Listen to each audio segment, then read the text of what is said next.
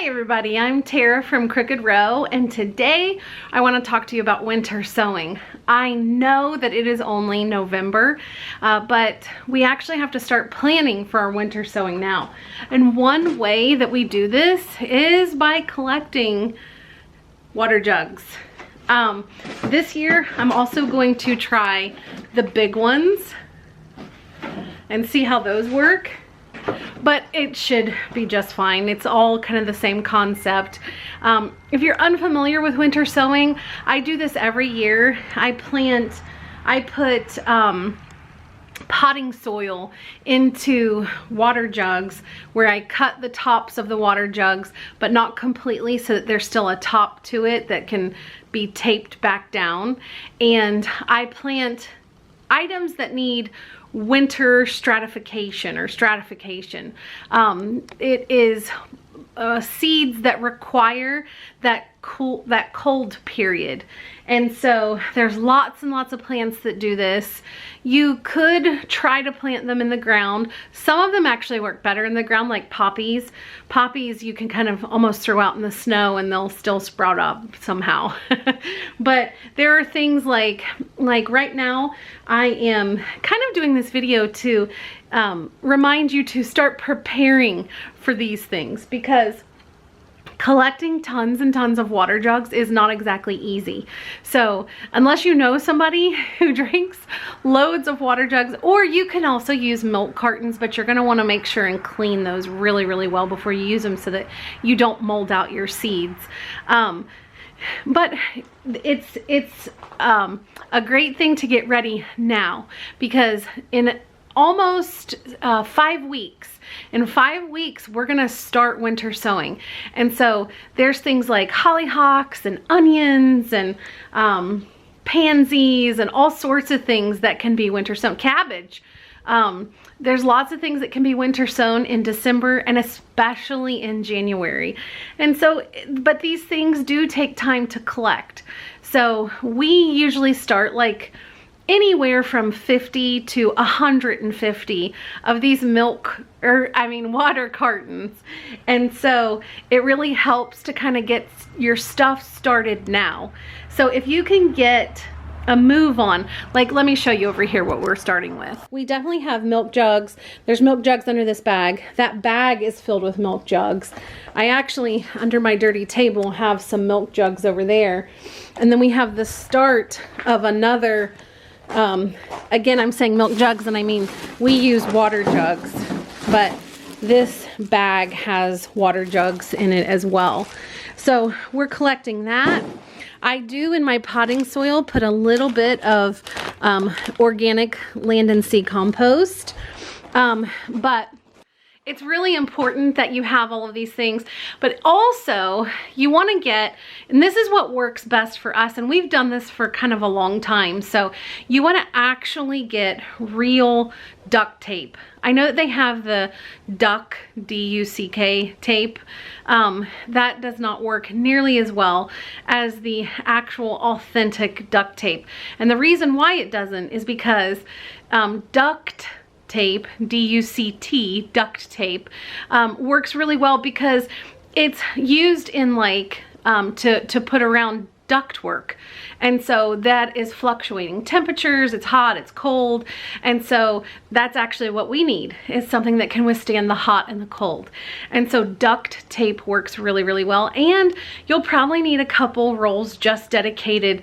Again, depending on how many you have, we have tons, we do tons of this. So, and it helps to not, you can cut, this is kind of one of those sewing projects that you can sew and sort of forget. You'll want to check on them from time to time, make sure that they're not completely dried out. A lot of them are going to freeze and then they'll thaw in the spring, and that'll wake up your seeds. I think it's like such a great process. Now, I want to be very, very honest. If you don't have fresh seeds, don't use them in this whole process. You want very fresh seeds for this. And so I usually buy my seeds. Like, we will be starting probably come January, I'm going to definitely start hollyhocks. And hollyhocks, I just purchased those from Swallowtail Seed Company. They are great. They give very fresh seeds. They're very fast. But we're gonna do some other things too. And so winter sowing, you're gonna do some in January, you're gonna do some in February and March. And so I highly suggest it because it works so well. And so you just pop open your containers and usually you have great big plants. I would highly suggest starting super, super early, like maybe even in December. I'm in a zone 6, so if you're in a zone 6, I would suggest doing, you know, milkweed and hollyhocks and pansies and things that are hardy, things that can take it. You can do hardy annuals, but I don't suggest doing that now. But definitely perennials. You can get your perennials kind of out of the way, and it's so much cheaper than buying plants. So duct tape, I would get a paint pen. Paint pen is the only thing that I have used that will not come off or fade. And so you think that you're going to remember, and you're not going to remember. So you have to mark every container that you plant. It's just smart to do that. And so the only thing that I have ever used, I've even bought those gardening pens that they have. The gardening pens fade, or sometimes like if they're in too much wetness, which they're going to be because it's probably going to snow here. And so if they're in too much wetness, it'll either fade or it will just run off. We've also used Sharpies. Sharpies tend to fade as well. So the best luck that we have had is with something called a paint pen. And we have purchased paint pens at Home Depot and Tractor Supply. So if you want to pick those up, they work fantastic, and it's actually paint. Now I wouldn't use that inside of the container because it is paint, but you're completely safe using it on the outside of the container. So the 3 things that we have so far: potting soil, paint pen, duct tape, and of course your water jugs. So again, like saving these up, we probably need at least 100 or more to utilize these. But you can also use, which we use this every single year, those salad containers. If you're not growing your own salad like we are, go to the store and get those salad containers. And we get the great big ones because we're a large family, and I utilize those to grow our onions in. But you can actually use it for everything. If you have plenty of those containers laying around, use that too. You're just creating like a little micro greenhouse, and that's it. And so a milk or a water jug, they both do that, but so does the salad containers too. So you don't really need a whole lot of nutrition in the potting soil. I think some is good. I've used seed starting mix, but I don't suggest seed starting mix. That was probably the poorest year that we had, is the year that I used seed starting mix. And it could have just been a fluke, but I don't believe that it was.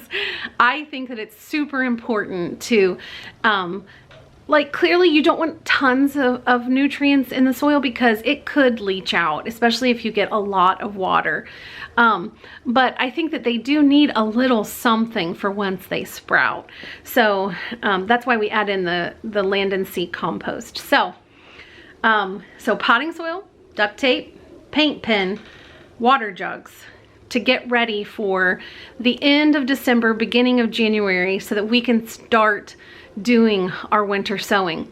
The other thing is, today, it's mid-November, I just received my first seed catalog, and it is from Seed Savers Exchange. I love them.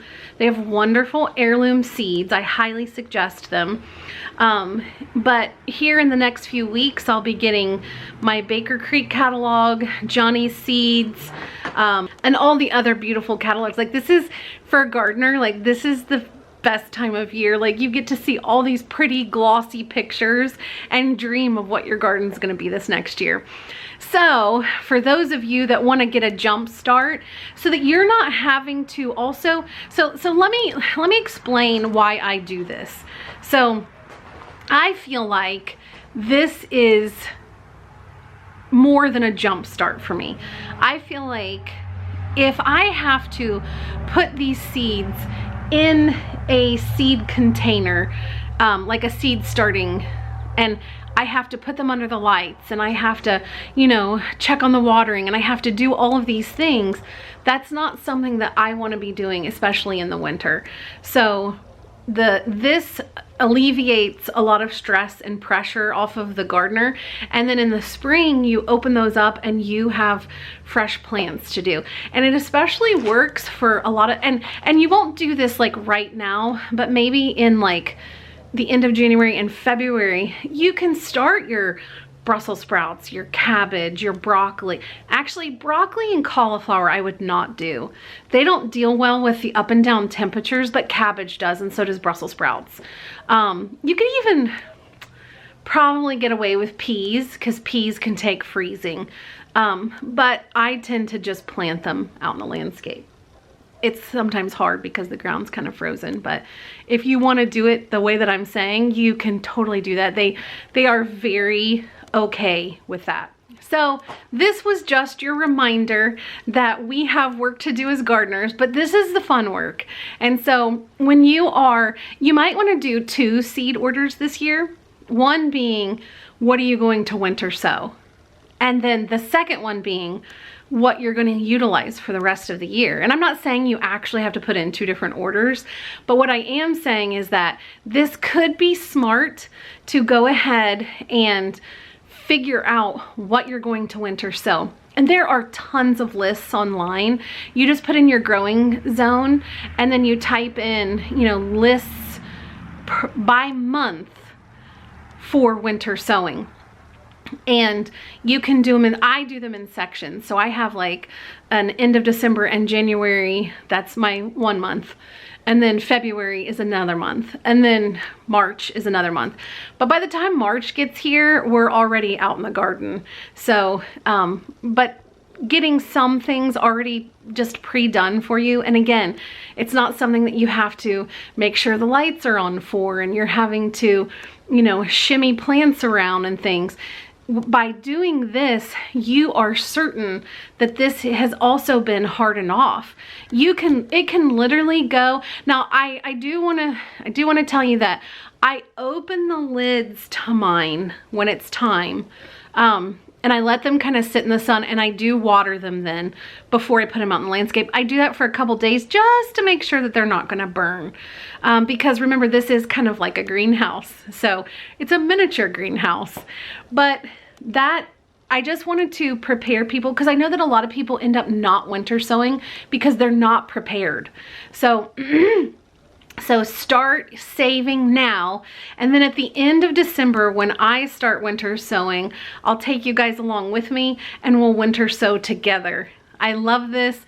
Let me know in the comments below what you plan on winter sowing this year. I love that. Or if you have another way to winter sow. We're always looking for how people can grow their crops and what is easiest for other people. But so thank you so much for watching, and we'll see you next time. And remember, if we can prepare to winter sow, anybody can. Thanks. Bye.